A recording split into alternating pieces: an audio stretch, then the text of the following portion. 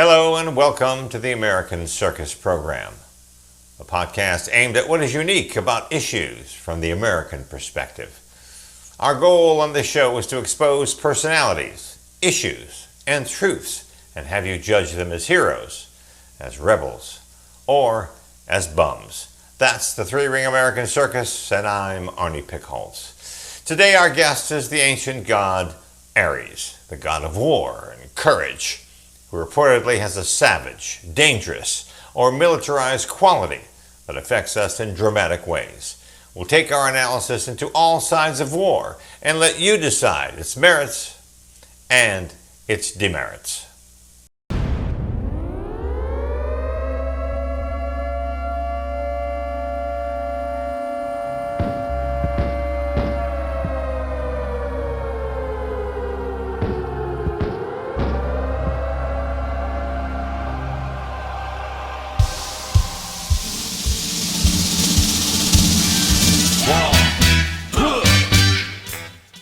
What is it good for? Absolutely nothing.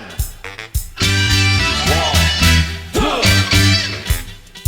What is it good for? Absolutely nothing. Taking what's yours, taking what's not yours, taking by force what you want, with a total disregard for another's rights, another's right of possession, another's feelings. It's war. Recently, a banker friend was sadly looking back at what's happening in her Ukraine homeland. And she said, "They destroyed my childhood." while some war study scholars consider war a universal and ancestral aspect of human nature, are we really that screwed up to put up with war as a part of our character?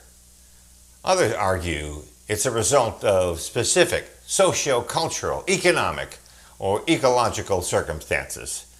In other words, we're depraved on account of we're deprived. Thank you, Officer Krupke. actually the word war itself is related to the Old Saxon and Old German word weran, not aggression and mayhem, but confusion, to perplex. Aren't we all perplexed at the goings-on in our supposed modern world? When we're killing civilians, we're still raping women and cutting their tongues out to keep them quiet. You'll have to admit, that is just the tip of the iceberg. Are we perplexed? Are we confused? Damn right we are.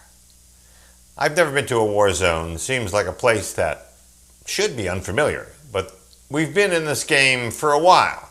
The earliest evidence of prehistoric warfare is in a Mesolithic cemetery in Jebel Sahaba. That is, or was, 14,000 years old. But 45% of the skeletons there displayed signs of violent death. Okay, so there's one war accounted for. Maybe there's saving grace in the notion of peace and prosperity. We read about it in the Bible, at least between battles, conquests, drama, and guilt. Seems like knowing somebody biblically was either coveting your neighbor's wife or your neighbor pulling one over on you. Let's tally. Can you wrap your conscious mind around 14,500 wars between 3500 BC, the birth of the Sumerians' phonetic alphabet that you could both read and speak, and the late 20th century, with only 300 years of peace? That's 5,522 years to ponder why and wherefore. What is it good for? Absolutely nothing. War I despise. William Rubenstein wrote, Pre-literate societies, even those organized in a relatively advanced way, were renowned for their studied cruelty. Archaeology yields evidence of prehistoric massacres more severe than any recounted after the coming of the Europeans. Albert Einstein, one of the greatest and most influential physicists of all time, was looking at how an atomic bomb would influence the results in war. And he famously said, I know not with what weapons World War III will be fought, but World War IV will be fought with sticks and stones. It sounds like a game changer. Richard Smalley identified war as the sixth biggest problem of 10 facing humanity for the next 50 years. Maybe we're really nuts. Forget the gruesome external details. Let's look inside a bit. Dutch psychoanalyst Jules Merleau looked at it this way. War is often the mass discharge of accumulated internal rage, where the inner fears of mankind are discharged in mass destruction. Do you think perhaps that maybe it's genetic, built into our DNA like a flaw in species design? Yes, we are by nature animals, but we rarely see warlike behavior down the animal chain. Well, yes, we do. Since warlike behavior patterns are found in many primate species such as chimpanzees as well as in many ant species, group conflict may be a general feature of animal social behavior. We argue that war, while inborn, has been intensified greatly by developments of technology and social organization, such as weaponry and states and countries. So how crazy can we get? Here is Hermann Göring. You remember him, World War II, the German losers. He confessed at the Nuremberg trials in 1946. Naturally, the common people don't want war, neither in Russia nor in England nor in America, nor for that matter in Germany. But, after all, it is the leaders of the country who determine the policy, and it is always a simple matter to drag the people along, whether it is a democracy, or a fascist dictatorship, or a parliament or a communist dictatorship. The people can always be brought to the bidding of the leaders. All you have to do is tell them they are being attacked, and denounce the pacifists for lack of patriotism, and that they are exposing the country to danger. It works the same way in any country. You hear this and you realize how we are conditioned to follow, to be intimidated, to be influenced by some horrible people. Let's dig deeper. If we look at war from a psychoanalyst standpoint, we might hear this. Human beings are inherently violent. This aggressiveness is fueled when a person transfers his or her grievances into bias and hatred against other races, religions, nations, or ideologies. In theory, the nation-state, the comfort we receive being in a unified country, is there to preserve order in the local society, while creating an outlet for aggression through warfare. That's one theory. And here's another. War was the paranoid or projective elaboration of mourning, with the violence developing out of our love need, our wish to preserve and defend the sacred object to which we are attached, namely, our early mother and our fusion with her. Nations are the sacred objects that generate warfare. Mother Russia and the like. What is astonishing is the willingness of human beings to die for their country, to give over their bodies to their nation. And last but not least, Dorothy Dinnerstein draws from elements of Sigmund Freud's argument that sexism and aggression are both inevitable consequences of child rearing being left exclusively to women. Her solution to war is for men and women to equally share infant and child care responsibilities. Listen, my father was an egalitarian sexist. His problem was that he didn't know how to do anything but preach. Who do you blame? Feminism took care of that issue. On another front, although some people, many who write history or work at recruitment stations, note the altruistic desire for self-sacrifice for a noble cause as a contributing factor towards war, but few wars have originated from a desire for war among the general populace. Far more often, the general population has been drawn into war by its rulers. Maurice Walsh argues, "We, the people, are more neutral towards war, but they occur when leaders with a psychologically abnormal disregard for human life are placed into power, such as Napoleon and Hitler. Such leaders most often come to power in times of crisis, when the populace opts for a decisive leader, who then leads the nation to war." And then there are the religious institutions. How noble is jihad, the Crusades. And as noted in the Encyclopedia of Wars, of the 1,763 notable wars in world history, 121 wars were in the religious wars category. Let's dig in here a little bit. Pope Urban II in 1095, on the eve of the First Crusade, advocated a crusade as a solution to European overpopulation. He was quoted as saying, For this land which you now inhabit, shut in on all sides by the sea and the mountain peaks, is too narrow for your large population. It scarcely furnishes food enough for its cultivators. Hence it is, that you murder and devour one another, that you wage wars, and that many among you perish in civil strife. Let hatred, therefore, depart from among you. Let your quarrels end. Enter upon the road to the holy sepulchre. Wrest that land from a wicked race, and subject it to yourselves. So much for the Pope.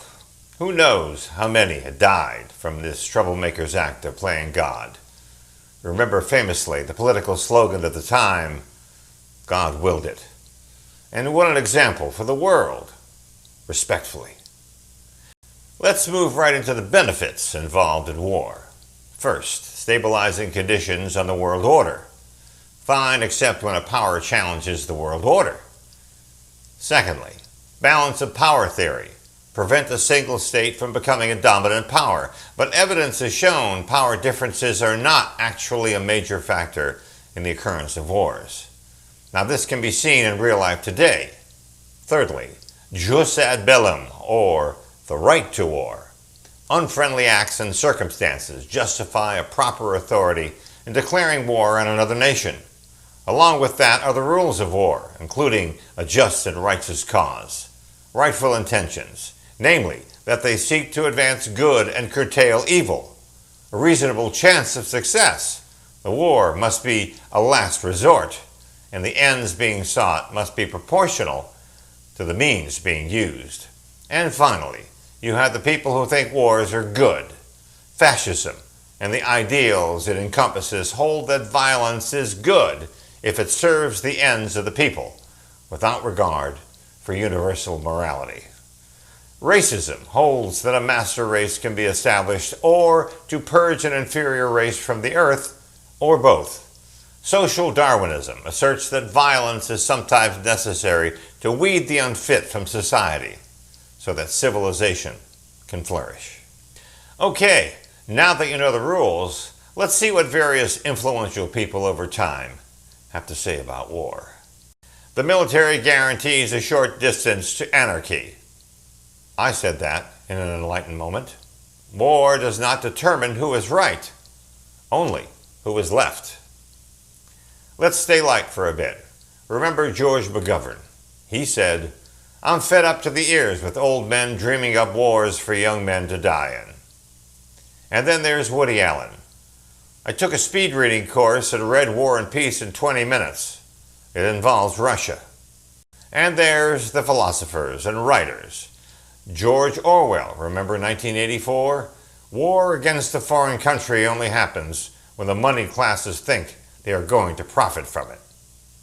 And Bertrand Russell. The fundamental cause of the trouble is that, in the modern world, the stupid are cocksure while the intelligent are full of doubt. And Thomas Mann. War is the only cowardly escape for the problems of peace. And then there are words from the generals. It is well that war is so terrible, otherwise we should grow too fond of it. That was Robert E. Lee. The object of war is not to die for your country, but to make the other bastard die for his. George S. Patton. The military don't start wars, politicians start wars. William Westmoreland. And then we have the humorists. Will Rogers said, diplomats are just as essential to starting a war as soldiers are for finishing it. You take diplomacy out of war, and the thing would fall flat in a week. And from Bill Burr, rich people never go to war. You ask a college kid to go to war, and he's like, I'm taking this sociology class, and I think war is like really stupid.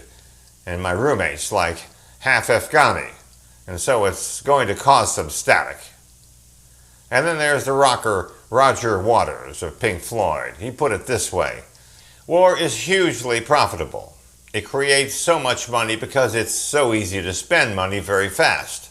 There are huge fortunes to be made, so there is always an encouragement to promote war and keep it going, to make sure that we identify people who are others, whom we can legitimately make war upon.